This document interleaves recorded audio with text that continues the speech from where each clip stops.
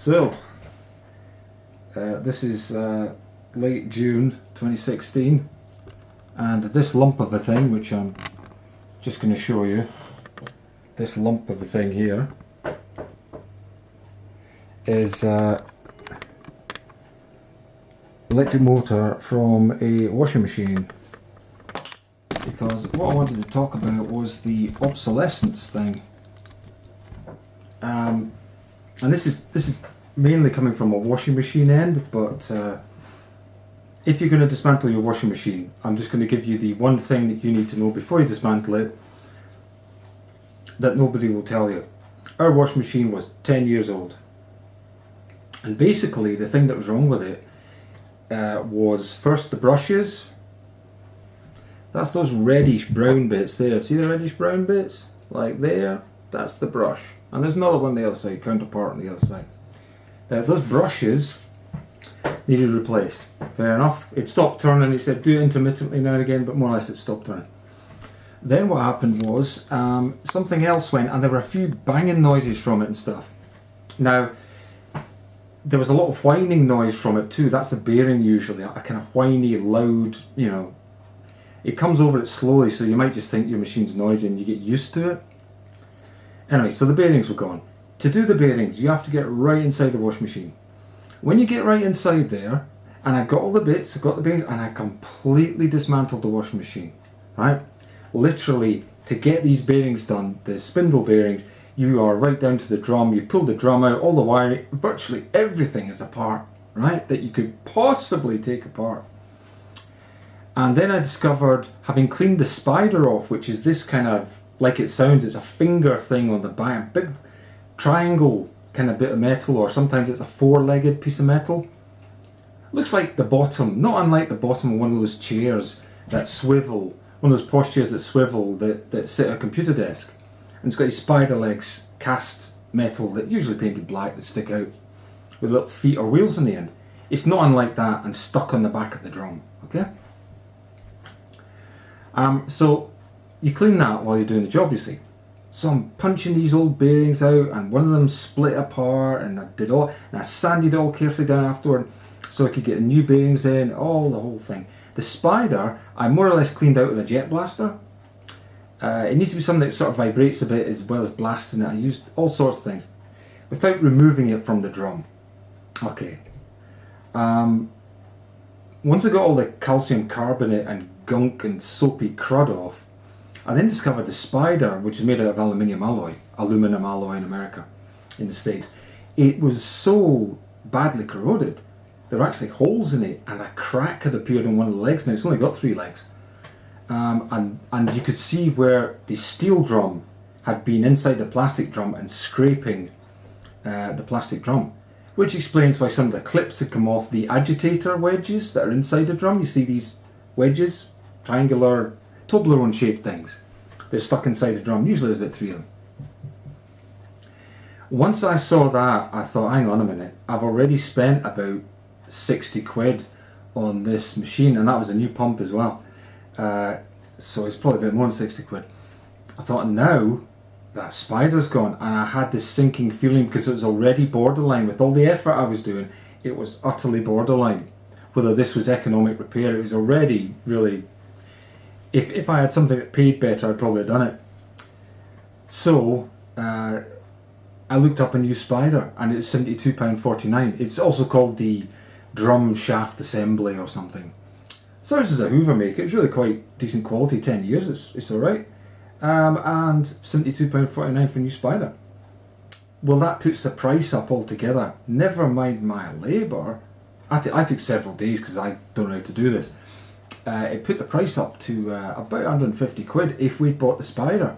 But at that point, I thought, I've got to come clean to my spouse about what's happening here. I can't now rebuild this machine without getting a new spider. Now at this point, we've been a week without a washing machine.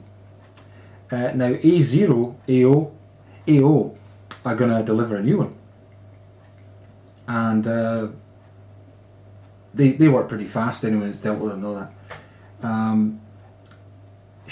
You just got to the point where, although I'd done all the hard work, because dismantling is the hard work, I colour coded everything You know, so that basically you put it back together, not blindfold, but you can put it back together without referring to loads of pictures, which I did take anyway. And boy, was that a pain in the ass. But I mean, what can you do? You go as far as you can go until it's financially unviable, and you say, no, not worth it now.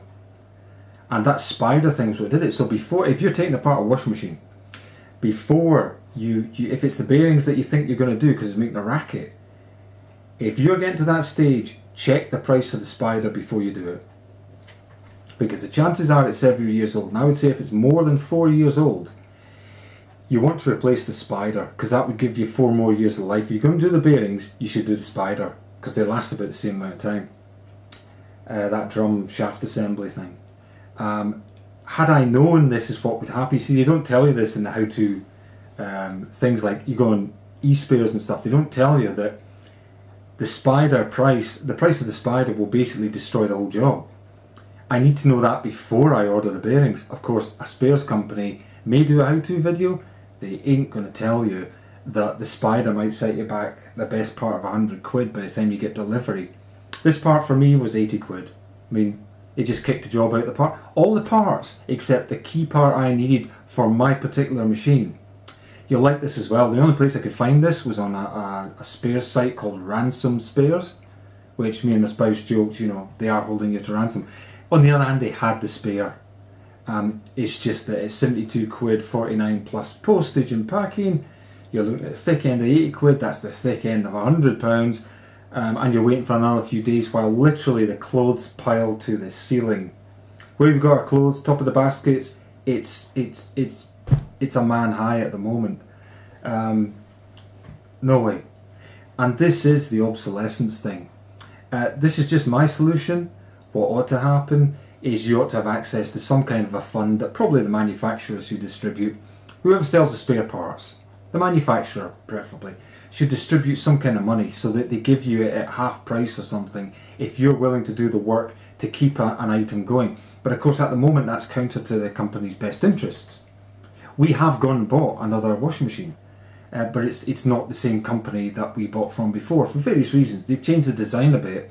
In fact, if they kept it exactly the same, we'd probably have bought exactly the same machine. But they changed the design a bit and we think it's a bit complicated to operate now. And other reasons as well. So we've gone for a different one. But it's just obsolescence. I mean, I did a piece on this before, you know, with printers. It just got to the stage where inkjet printers just kept drying up.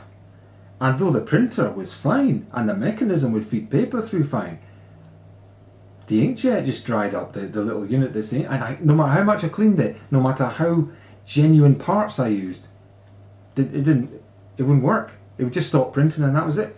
I don't know what was up. I don't know how you could get it clean enough. Either they stopped putting the clotting agent in, anti-clotting agent, which would fit, of course, because if you think about it, after 6 or 7 years, the manufacturer's saying, hang on, we've got to get these people to buy our new printers. What better way to do it than to say you've got to use genuine printer cartridges and then stop putting so much anti-clotting agent in the printer cartridges, which basically to me appeared to be what they did. So they fix you up good and proper without you really being able to do anything about it. This motor has got nothing wrong with it. This is absolutely solid, this motor. There's not a thing wrong with this motor.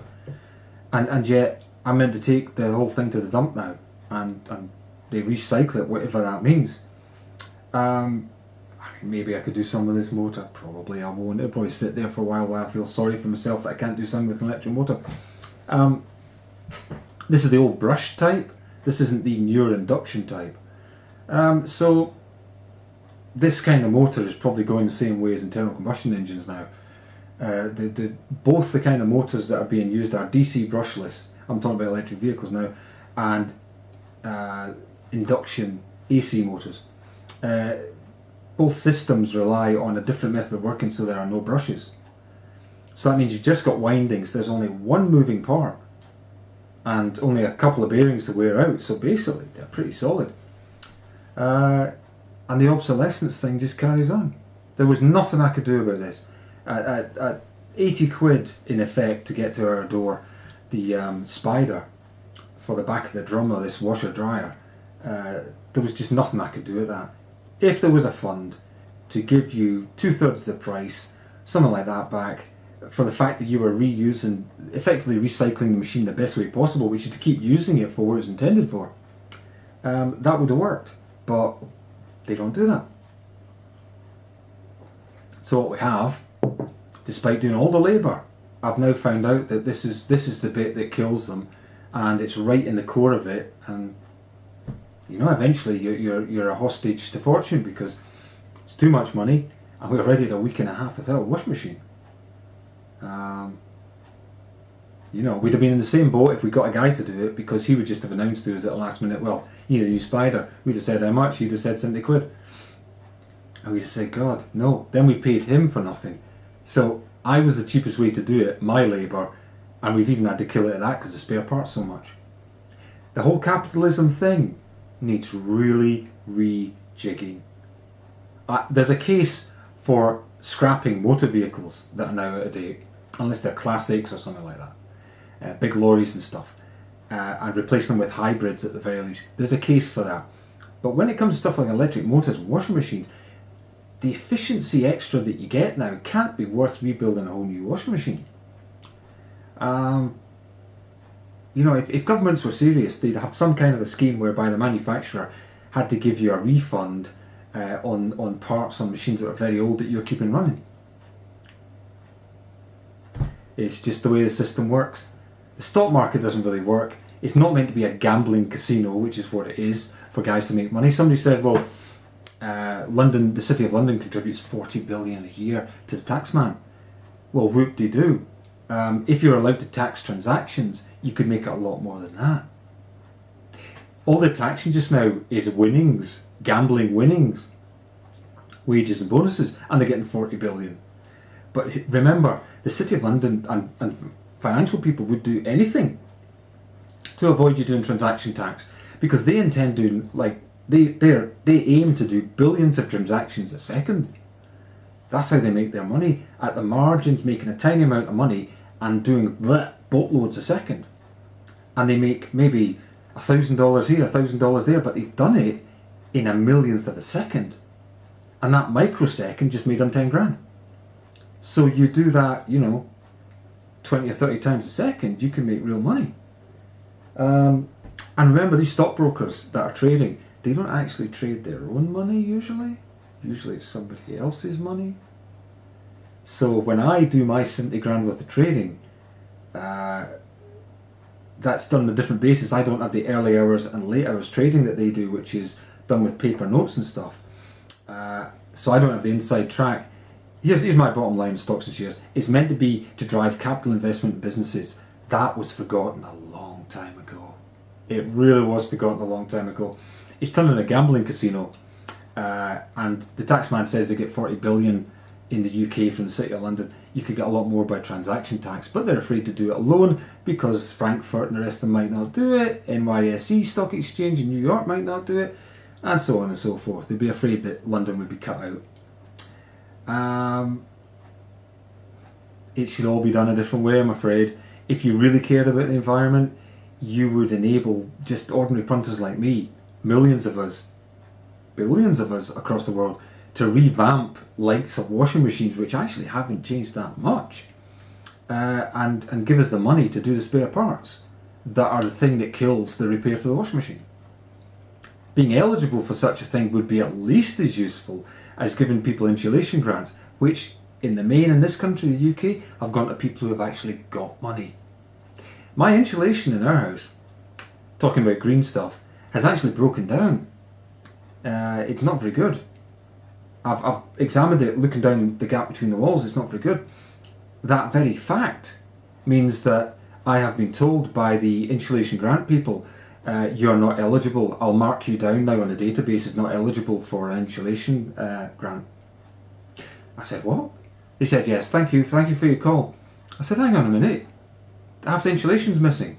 It's either fallen down through water damage, or it's a foamy stuff, fallen down through water damage, or insects have eaten it, or whatever. I said, or it was never applied properly in the first place. Yes, but you'd have to remove that, then you could come to us again and we would talk about it. I said, oh, right. So this just shows you, everyone goes through the motions. Everyone just wants their 10% or whatever it is from the government taxpayer money. Rich people get the insulation. If someone's prepared to lie and say they never had insulation before, which let's face it, is less and less the case nowadays. In the 70s, people were insulating their houses. Are you really telling me that most houses haven't got something at this time?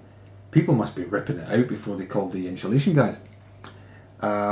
So for someone like me to be told we're not going to help you insulate your home is just expensive for me and completely contrary to what the whole grant insulation grant and offer thing was for. So the whole way we do capitalism is ridiculous now, and it's not ordinary people that are the problem. It's the way they run things like the city, and it's all gambling, and the government's all tied up with it, and nobody wants to change it. Ugh. It's all too much. Somebody's got to take a lead, and motor vehicles tell you exactly what happens. Big lobby groups like the oil companies and the motor manufacturers all club together to persuade governments, oh, don't do electric cars, no. Apparently they were telling people that electric cars are just as mucky as diesels, or muckier. Something to do with the electricity they make, has to use coal to make electricity, and then you charge your batteries with it and stuff like that.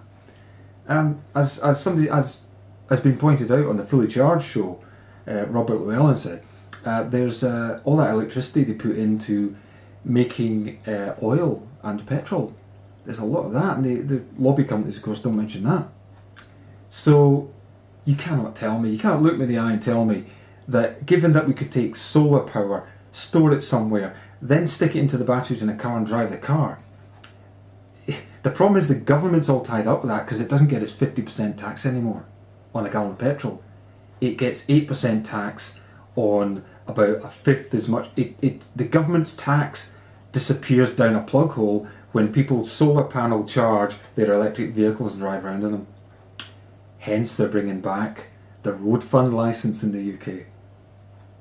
The government, the capitalist gamblers in the city, and the oil lobbies, manufacturing lobbies, especially in the motor industry, boy, they've held back electric cars for long enough.